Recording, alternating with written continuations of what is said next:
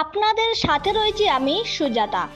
আজ ঊনকোটি জেলা তথ্য ও সংস্কৃতি দপ্তরের উদ্যোগে কুমারঘাট গীতাঞ্জলি অডিটোরিয়াম হলঘরে অনুষ্ঠিত বর্ষামঙ্গল উৎসবে অংশগ্রহণ করেন আমাদের রাজ্যের প্রাক্তন মন্ত্রী তথা বর্তমান 50 পাবিয়াচড়া বিধানসভার বিধায়ক ভগবান চন্দ্র দাস মহোদয়।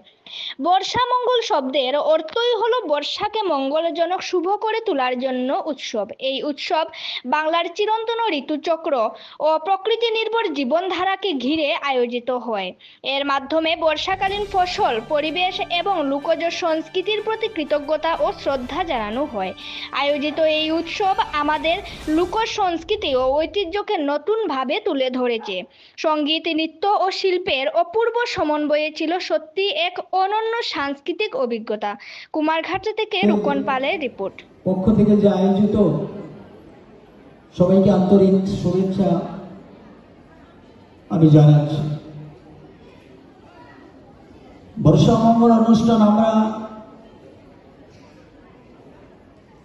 হয়তো অনেকেই প্রথম শুনেছি। মনসা মঙ্গল হয় ইত্যাদি ইত্যাদি।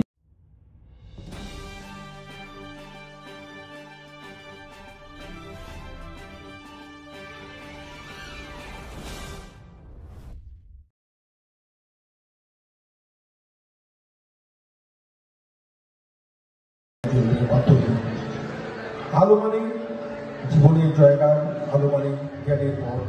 এই আলোতে ফুটে উঠুক বর্ষা।